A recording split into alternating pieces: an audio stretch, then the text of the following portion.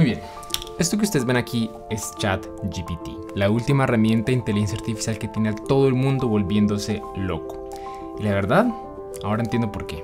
Verán, yo pasé 8 años de mi vida entrenándome en una habilidad que hasta hace pocos meses solo un humano podía realizar: diagnosticar casos clínicos. Nosotros hemos sido conscientes por muchos años que el internet y las bases de datos tienen conocimiento infinito, más grande que lo que puede guardar una persona en su cabeza, y que cualquier persona con tal de tener acceso a Google puede ganarle fácilmente a un médico experto en una sesión de trivia. Eso ya lo sabíamos, pero para resolver un caso clínico se necesitaba mucho más que solo información y datos. Se necesitaba la habilidad de separar la información relevante e irrelevante, se necesitaba entender el contexto, asociación, contraste. Básicamente necesito no solo la información, sino el razonamiento suficiente para saber cómo aplicarla.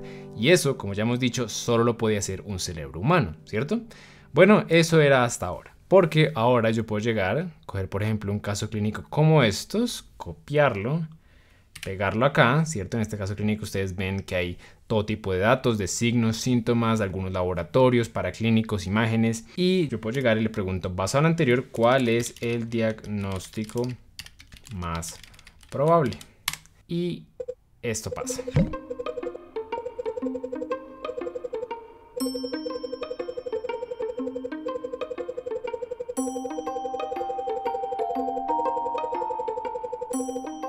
Ahora bien, antes de que se comiencen a preocupar por este bot reemplazando su trabajo, recordemos que este bot no es perfecto. Muchas personas ya han demostrado que este bot comete errores en una gran diversidad de temas, y la medicina no es una excepción. Ahora bien, de acuerdo a mis pruebas, este bot no suele cometer muchos errores cuando los casos clínicos son típicos. De hecho, durante los últimos días le he puesto a resolver varios casos clínicos de una serie de libros como estos, de cuestionarios MIR de años pasados y de bancos de preguntas de preparación para el USMLE. Y durante los 100 y pico de casos clínicos que le he puesto a resolver, él ha cometido un solo error. Uno. Sin embargo, cuando lo he puesto a resolver casos clínicos un poco más desafiantes, como aquellos que uno puede encontrar en páginas como en Medscape o publicados en el New England Journal of Medicine, ahí sí me comencé a dar cuenta que este bot comete bastantes errores. De hecho, la tasa de error para este tipo de casos clínicos es cerca del 70%. Sin embargo, tengamos en cuenta que esos casos clínicos se publican precisamente porque son un desafío. Con eso dicho, una de las cosas más interesantes que encontré mientras ponía el bot a prueba era que cuando lo ponía a hacer estos casos así como desafiantes, el bot solía elegir la respuesta incorrecta que la mayoría de médicos también elegía. De hecho, me pasó más de una vez que resolviendo el caso clínico, tanto el bot como yo pensábamos que una opción iba a ser la correcta, solo para darnos cuenta que pues no era esa. Otro hallazgo interesante que encontré es que el bot sonaba bastante seguro y confiado en sus respuestas, incluso cuando eran incorrectas. De hecho, en una ocasión le di un caso a un paciente con adrenomielineuropatía y el bot incorrectamente dijo que la respuesta no era esa, sino era adrenoleucodistrofia.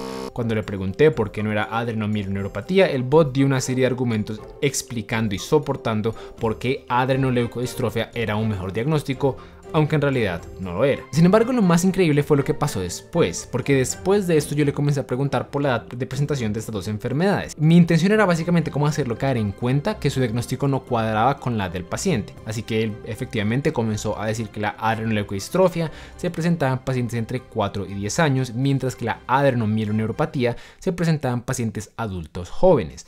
Luego de esto le dije, bueno, pero si es así, ¿no tendría más sentido que este paciente tuviera más bien una adrenomielineuropatía? Él dijo, tienes razón, me disculpo por mi error en la respuesta previa. Basado en la de la presentación de este paciente y los síntomas que reporta, el diagnóstico de adrenomielineuropatía es más probable.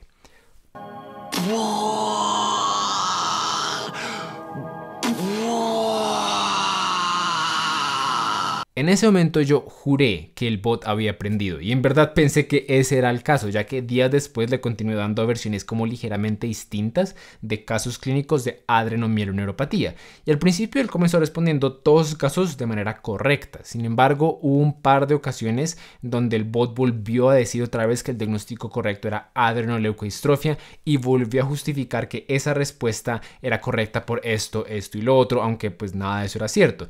Y de hecho pasó una ocasión en donde la información que utilizó para soportar su diagnóstico era comprobablemente incorrecta. Así pues, después de poner este bot a través de varias pruebas como estas, he llegado a la conclusión que ChatGPT 3 es básicamente como un estudiante de medicina que es un sábelo todo, pero a la vez es muy inexperimentado. Es sábelo todo en el sentido que literalmente pues lo sabe todo, por lo menos así parece. Uno puede preguntarle sobre los detalles más rebuscados de los síndromes más recónditos y él probablemente tiene una respuesta. De hecho, algo a mí que me sorprendió bastante era que ChatGPT 3 a veces da respuestas mucho mejor elaboradas que las de un médico. Is it safe to crack my knuckles? There is a long-standing belief that cracking your knuckles can lead to arthritis, but research has not found a strong link between the two. However, some studies show that frequent knuckle cracking can lead to hand weakness and reduced grip strength. People who have joint pain or a history of joint problems should avoid excessive knuckle cracking. It's also important to note that there are certain situations where it is not recommended to crack your knuckles, such as if you have an injury or inflammation in the area or if you have a medical condition that affects your joints. 10 out of 10 answer.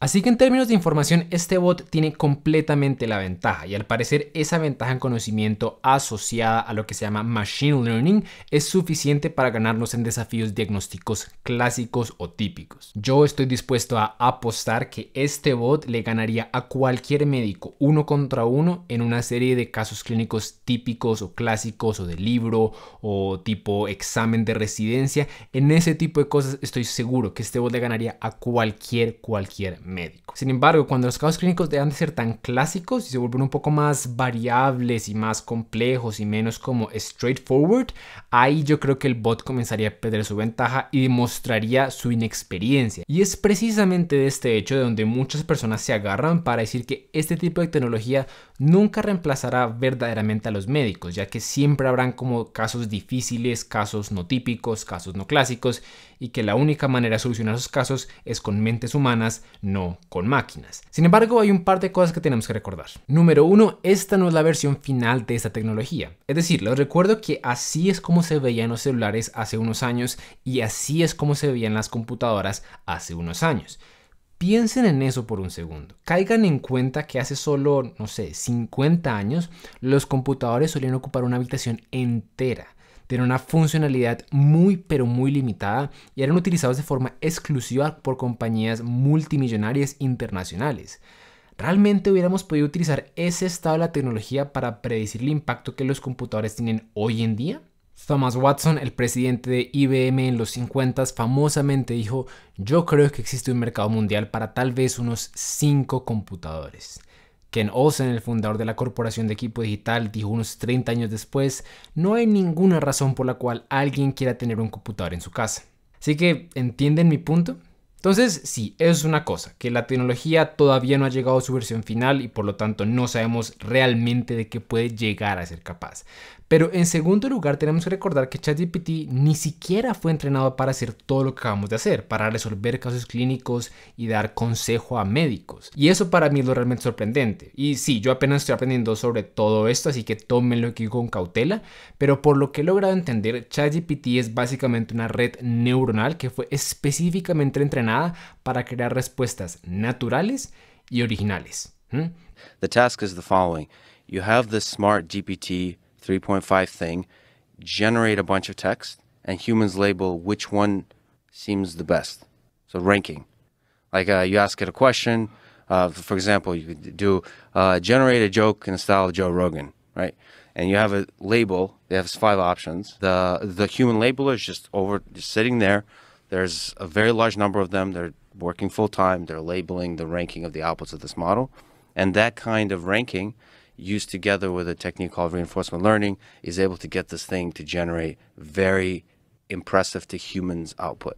Además de eso, tengan en cuenta que ChatGPT no fue entrenado con literatura médica actualizada. Hasta donde sabemos, OpenAI, que es la compañía detrás de ChatGPT, utilizó contenido web gratuito y regular, como por ejemplo el de Wikipedia, para entrenar a esta página. Entonces, si así sucedieron las cosas, pues es de esperar que esta máquina y este bot sea inconsistente, impreciso e incorrecto, porque no fue entrenado para hacer nada distinto. Pero entonces imagínense una versión futurista de ChatGPT, una versión que en vez de haber sido entrenada con, no sé, Wikipedia, sea entrenada con bases médicas actualizadas, comprensivas, fiables y revisadas por pares, ¿cierto? Y que en vez de haber sido entrenada por personas para crear respuestas naturales y originales, haya sido entrenada por los mejores médicos especialistas del mundo para producir respuestas precisas, correctas, consistentes y confiables. Imagínense las capacidades de ese tipo de bot.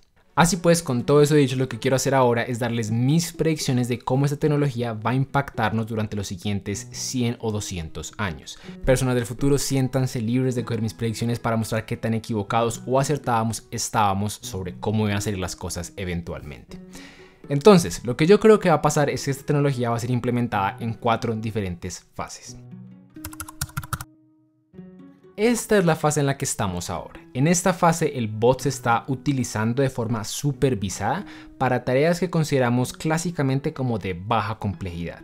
Haciendo una investigación rápida en Google, yo ya he encontrado ejemplos de cientos de médicos alrededor del mundo que explican cómo este bot les ha ayudado a escribir notas de pacientes, a resumir casos clínicos, a dar recomendaciones, signos de alarma, un montón de cosas. Ustedes mismos probablemente pueden hacer el ejercicio, pueden pensar en alguna actividad como medio tediosa, medio de baja complejidad, en la que ChatGPT de pronto la puede hacer o ayudarles mejor. Yo por lo menos me acuerdo de cuando era estudiante de medicina y rotaba en pediatría, me tocaba hacer todos los miércoles un resumen de los pacientes hospitalizados. Y esto era una jartera, porque me tocaba revisar como caso por caso y nota por nota cientos de páginas a veces. Si yo hubiera tenido ChatGPT entonces, yo solo hubiera tenido que copiar todas esas notas de los días previos, las hubiera pegado en el programa y le hubiera dicho, por favor, haz un resumen teniendo en cuenta esto o asegurándote de incluir todos los paraclínicos y el control del potasio de todos los días. ¡Pum! Y le hubiera hecho el resumen de cada caso. Pues yo tengo que aprender a cómo enseñarle lo que quiero, pero él perfectamente hubiera podido hacer el resumen y después yo simplemente hubiera tenido que leer ese resumen, ver si algo faltaba, editarlo y ya estaba. Me hubiera hecho la vida muchísimo, pero muchísimo más fácil.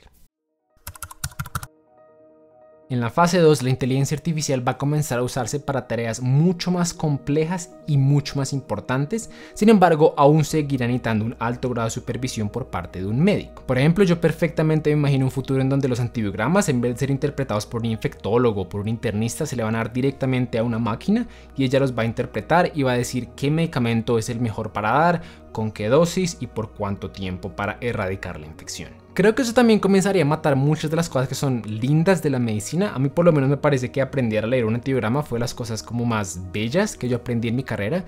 Sin embargo, me parece un poco inevitable que una inteligencia artificial eventualmente acapare esta función y la haga hasta mejor que uno. Y tal como pasa ahora con herramientas como UpToDate, yo creo que eventualmente van a comenzar a salir estudios que demuestran que el uso de estas nuevas tecnologías va a mejorar la atención al paciente y va a mejorar los desenlaces clínicos. Y creo que en ese punto los hospitales van a verse casi que obligados a gradualmente implementar ese tipo de tecnologías, querámoslo o no. Muy bien, después de esto mi predicción es que más o menos en unos 50 o 60 años pasaremos a la fase 3. Y en esta fase lo que va a comenzar a suceder es lo inevitable. Se van a comenzar a reemplazar algunos trabajos de algunos médicos. Verán, en la fase 2 se comenzaron a reemplazar algunas tareas puntuales de algunos médicos puntuales, ¿cierto? Por ejemplo, lo que hablábamos de la interpretación del antibiograma.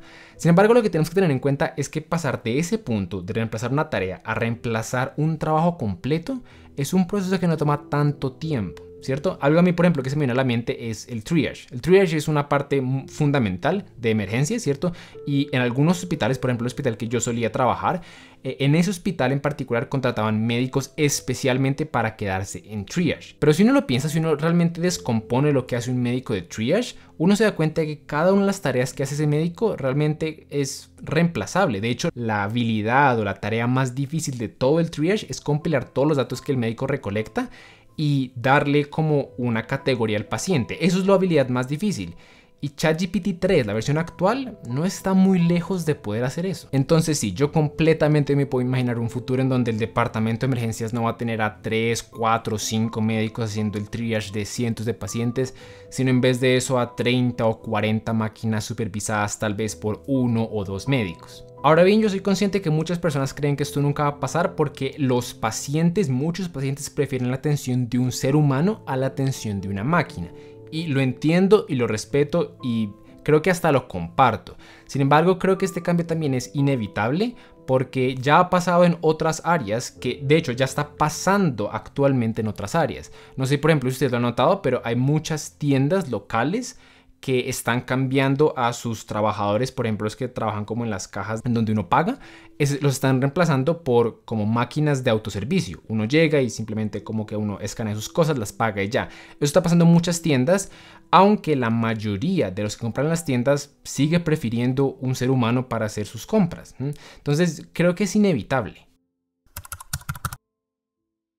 Muy bien, y finalmente está la fase que más me fascina y más me aterra al mismo tiempo. Y es la fase en donde la inteligencia artificial comienza a avanzar tanto que muchos de los trabajos que consideramos actualmente como de alto nivel comienzan a volverse obsoletos y empiezan a ser automatizados. Sin embargo, antes de avanzar aquí, me gustaría dejar claro que hablar de ese tipo de hipótesis o de teorías siempre va a sonar o siempre lo va a dejar sonando a uno como si uno fuera un loco, ¿cierto? Porque, es decir, imagínense ustedes que vuelven al siglo XV y le dicen a alguien, oiga, imagínense que unas generaciones más adelante usted va a poder meterse a un pájaro metálico gigante que vuela por los aires y lo lleva a usted de un continente a otro en unas horas, en vez de meterse en un barco y estar por ahí meses. Si uno se devuelve y dice eso en el pasado, uno piensa que está loco, ¿cierto? Entonces, de la misma forma, yo creo que intentar predecir cómo se va a ver la tecnología en 100 o 200 años lo hace probablemente ver a uno como loco actualmente. Eso no quiere decir que esto va a ser cierto o va a ser falso, no tengo ni idea, pero pues tenemos que tener eso en cuenta. Con eso en mente, si a mí me preguntaran por qué va a pasar en unos 100 o 200 años, yo creo que mi respuesta sería que el rol del médico va a ser reemplazado por un tipo de tecnología que todo el mundo lleva consigo mismo, ¿cierto? Yo creo que va a existir algún tipo de tecnología de pronto presente incluso en nuestro celular o en algún tipo de dispositivo como tal vez un Neuralink futurista, esos dispositivos que se implantan como en el cerebro, que son muy pequeños. Y ese dispositivo va a tener la capacidad de conectarse a todos los sistemas principales del cuerpo, todos los órganos, los tejidos, los receptores, y va a poder como captar toda la información que los sistemas producen en tiempo real. La va a compilar, la va a interpretar y de ahí va a sacar diagnósticos en tiempo real. Entonces va a saber cuándo, por ejemplo, se me está formando una úlcera gástrica antes de que yo tenga incluso algún síntoma de una úlcera. Va a saber cuándo mis células se están volviendo resistentes a la insulina incluso antes de que yo comience a tener hiperglucemia. Va a saber todo en tiempo real y va a tener la capacidad de decirme, mire, esto está pasando, esto está pasando, esto está pasando. Lo que debería hacer sería esto, esto y esto, cambiar esto en la dieta, comprar este medicamento, tomarlo por tantos días a tanta dosis, hacer todo. Este tipo de tecnología sería increíble para la humanidad, ya que todas las enfermedades, o por lo menos la gran mayoría de ellas, se podrían controlar en un periodo presintomático y eso aumentaría la calidad de vida, la expectativa de vida de todo el mundo. Entonces sería increíble. Pero por otro lado, pues el rol del médico se volvería casi que inútil, ¿cierto? La gran mayoría de los médicos perdería su trabajo, no tendría ningún rol porque uno va a tener un dispositivo que hace todo ese trabajo por ellos. Y de nuevo, no sé si esto es algo que va a pasar o no va a pasar. Y de hecho ni siquiera estoy seguro si esto es algo que debería pasar o que si es bueno que vaya a pasar o no es bueno que vaya a pasar. La verdad no lo sé, pero quiero discutirlo, quiero hablar más de ese tema y por eso estoy pensando en hacer un episodio, un podcast al respecto con Andrés y de pronto con algún otro invitado. Si les gustaría que hiciéramos eso, déjenos en los comentarios sus preguntas, sus predicciones y sus opiniones para incluir todo eso, feedback que ustedes nos van a dejar en nuestro episodio que vamos a grabar. Sin más que decir, espero que les haya gustado y nos vemos en la próxima.